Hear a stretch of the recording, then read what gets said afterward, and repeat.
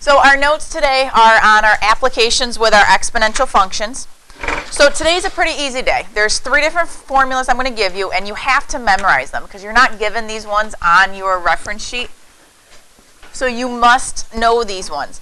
The exponential formula they give you on your reference sheet pretty much sucks at life. It makes absolutely no sense to people, so you don't even want to try to use it. So these 3 you need to know and love. This first one, y equals a times b to the x, that one should look familiar because we used it a lot back in 9th grade.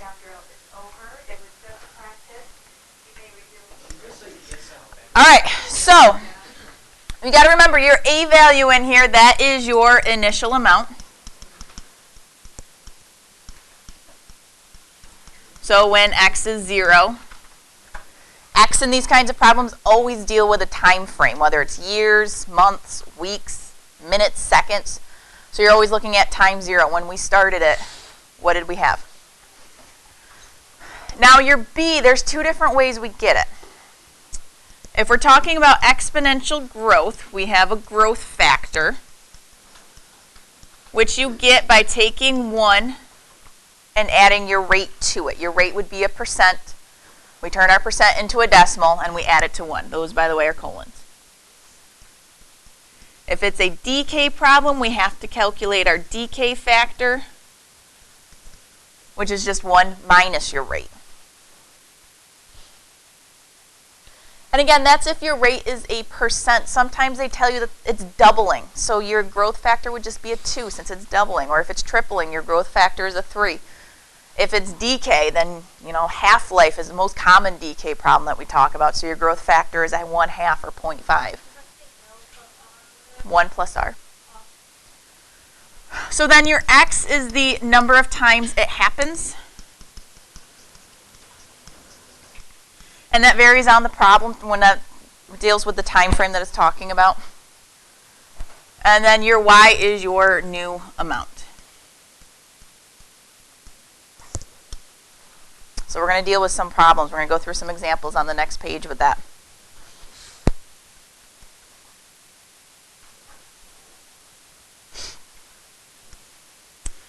So our next formula, that is our compound interest formula. When you guys go and you get savings account or you open up 401ks or anything like that, you want compound interest because then you get to earn interest on interest. It's great. You earn more money that way. So P, that is still your initial amount.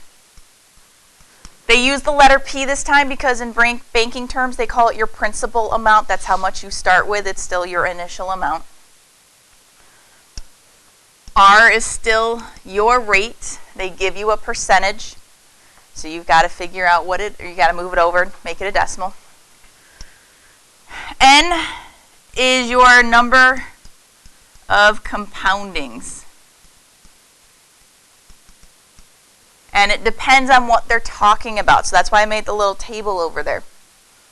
If they tell you that your interest is compounded annually, your N would be a 1. That means you earn interest once a year. If it's semi-annually, your N would be a 2. You earn interest twice a year. What do you think it would be for quarterly? 4. You would earn interest 4 times a year. Monthly? 12. Weekly? No. 52. 52. Yeah. Daily? 365. So I find the quarterly, monthly, weekly, daily, those ones are easier. It's keeping in mind what annually and semi-annually means once, twice. T is your time in years.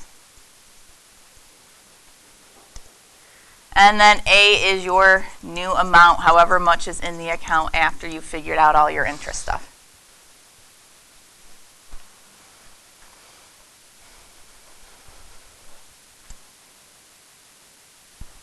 And then there is a separate formula for when it is continuously compounded. And that formula involves our E. It's A equals P times E to the RT power. So P is still the same thing. Initial amount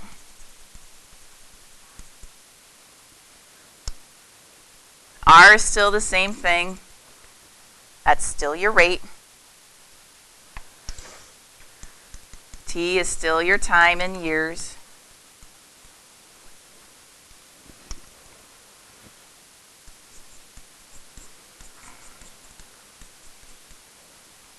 A is still your new amount. And then E, as we said, that's approximately 2.71. But you don't need to know that. You can just use the E button in your calculator every single time.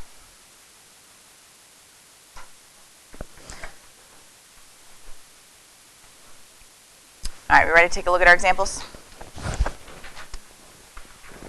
So this first page, these are examples of basic generic growth and decay formulas. So we have the population of a town called Smithville in 2003 was 35,000 with an annual rate of increase of 2.4%. You need to know that phrase. The rate of increase is your 2.4%. So they want to know first, what is our growth factor? And that's what we were talking about. When it asks you for your growth factor, they're asking you, what is your B?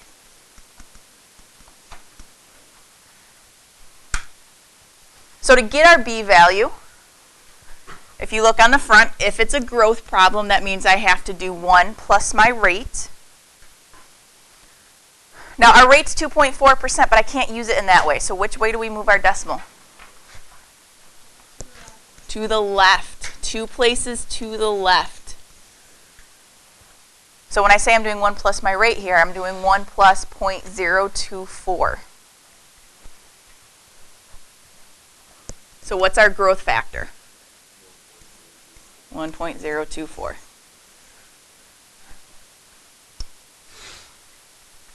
That's our first part. B, they want us to write an equation to model future growth. So as I said, this is going to be a y equals a times b to the x power. I recommend writing the formula every time. It's going to help you remember it.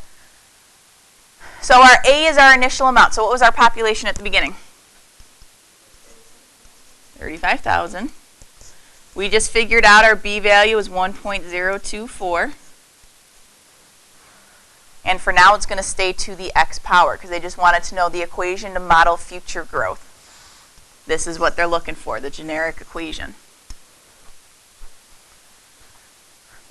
So then C, use your equation to estimate the population in 2007 to the nearest 100 people.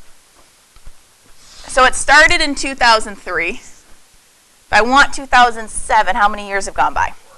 4. So that's what we're going to use for our x. 35,000 times 1.024 to the 4th power. And then you just type that into your calculator.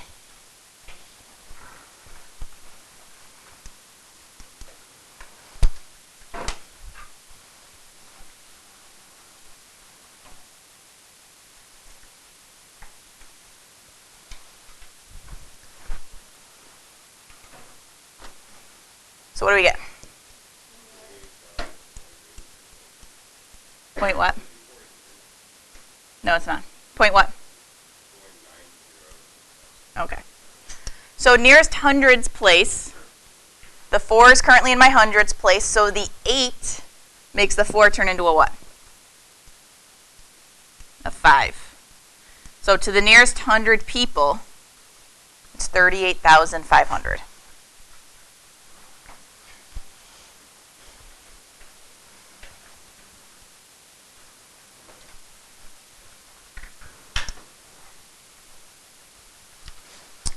So our next one there, depreciation. Matt bought a new car at a cost of $25,000.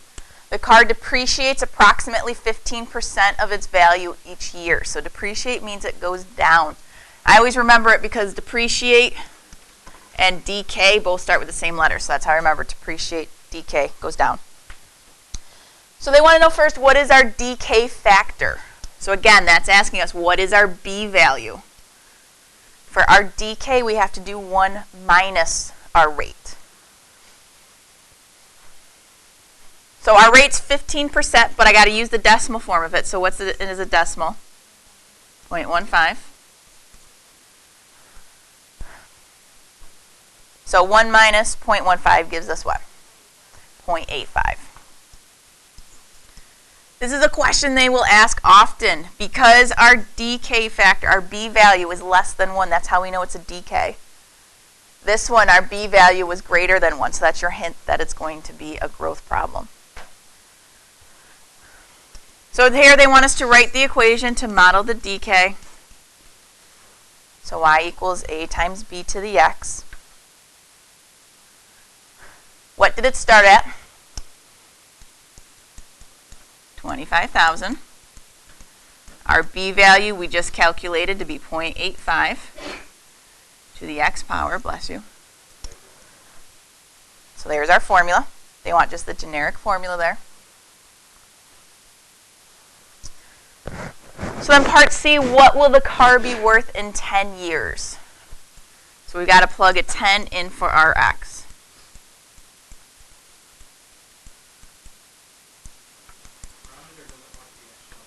When they don't tell you, you always go to 2 numbers after the decimal with money. So what's our answer? Say that again, 4,000? 0.86. So after 10 years, it's only worth about $5,000.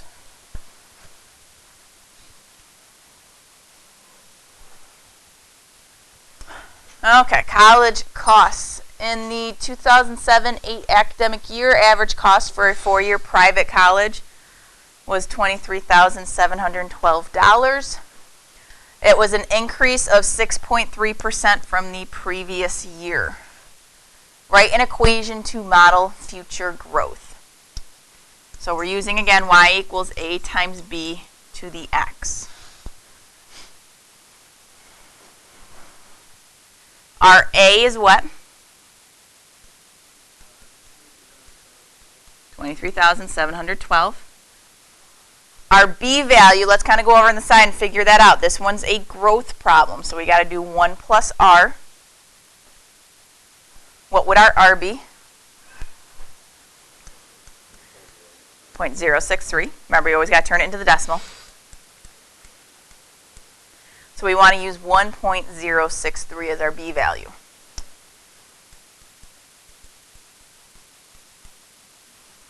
So there's our formula. So now they want to know the cost in 4 years, and then they want to know the cost in 18 years. So we're going to plug into this equation twice.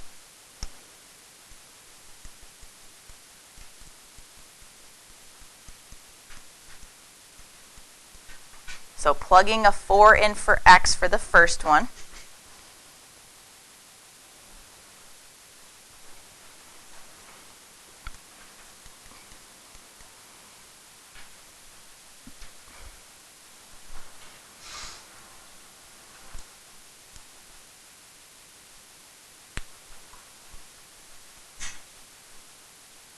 What will be our cost in 4 years?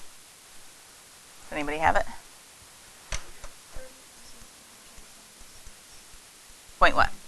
19. 30,276.19. So now you got to raise it to the 18th power to see how much it's going to cost in 18 years when I send my kids to college.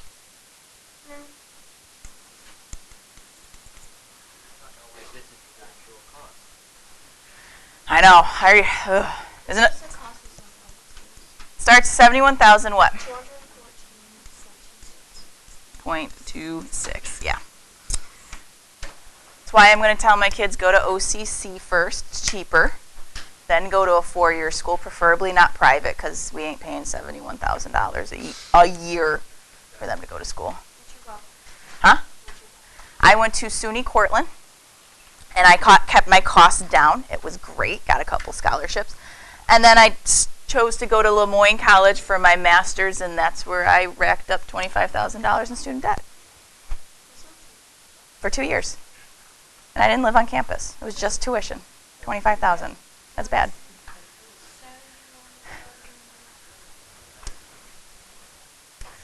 $71,214.26.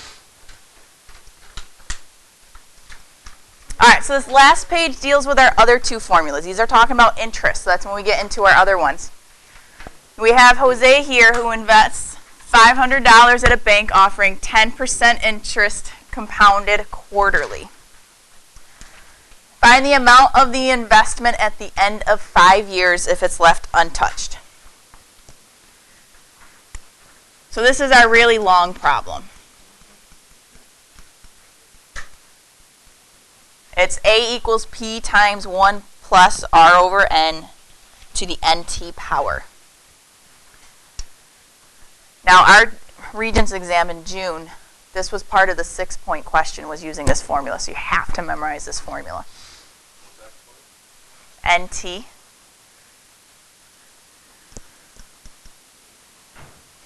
So our principal, how much did we start with? 500. Our rate is 10%, but as a decimal, 0.1. Since it's compounded quarterly, what's our N? 4. And then they want to know for 5 years. So I'm going to do 4 times 5 as our exponent there. 0.1 over 4 to the 4 times 5 power. So go ahead, type that in. There's a couple ways you could do it. Some people like to figure out what that number is in the parentheses first and then type everything else in.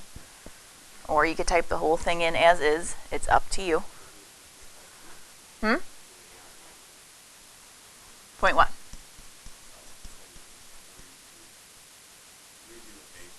So 3-1.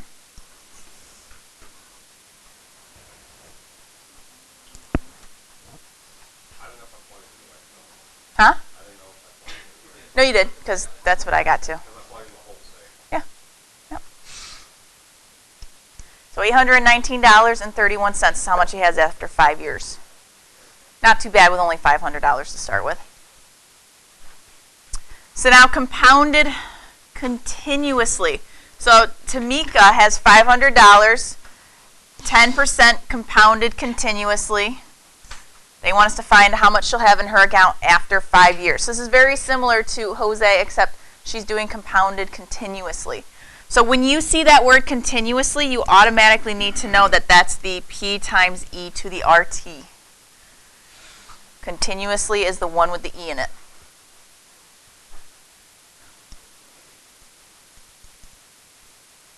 So our principal amount, we started off with 500. E stays as E. Our rate, once again, would be 0.10. And then we have to do that times 5. So it's 500 times E to the 0.10 times 5 power. Yeah.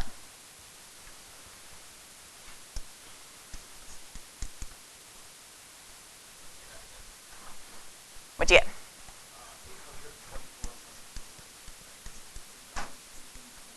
There we go.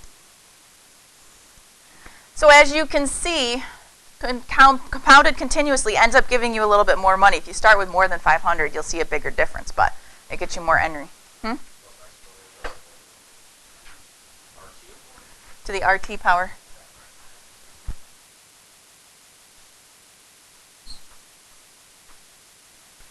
Okay. So now for all of these scenarios, we're going to use $100,000 as our principal. Earns interest for 5 years. Determine how much money will be in the account at the end of 5 years. What's the one piece of information we're missing? The rate. It's supposed to be 7%. So for these first 3, we're going to use the longer formula. P times 1 plus R over N to the NT power. I wrote it over on the side so we don't have to write it all 3 times. We can just write it once for this one problem. Because I'm telling you I forgot to write the rate. It's 7%. So we start off with $100,000. That's our P, so A equals 100,000 parenthesis. How would I put my 7% rate into my formula? 0.07. Compounded quarterly, so our n is 4. And it's to the 4 times 5 power. Because it said right here, compounded quarterly.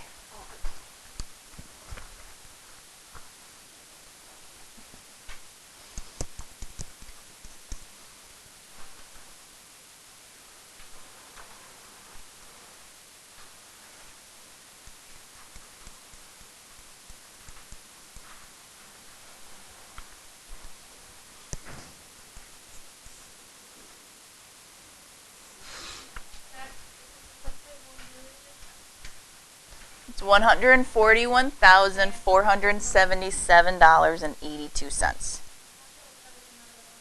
Nope, dollar sign.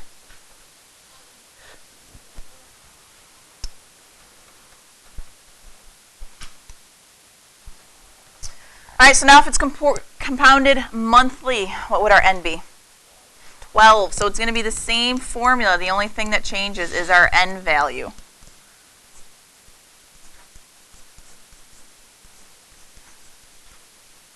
So it's 0.07 over 12, and then our exponent is 12 times 5.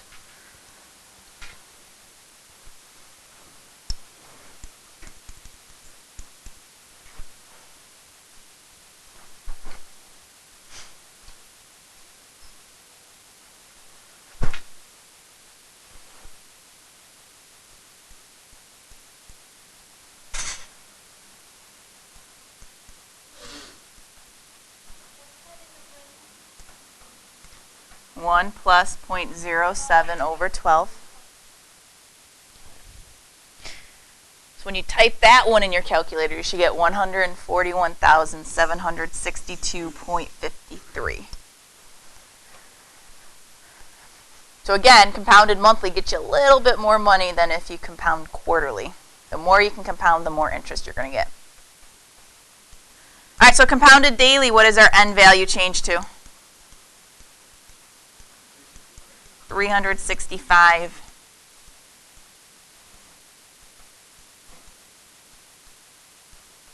So it would be 0.07 over 365, and then to the 365 times 5 power.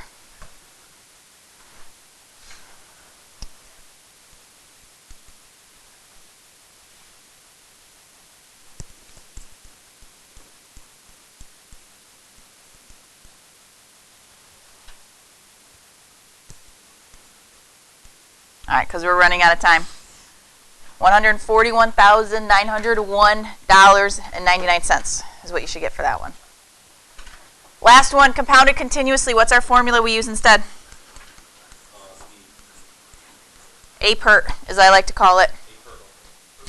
P times e to the RT power.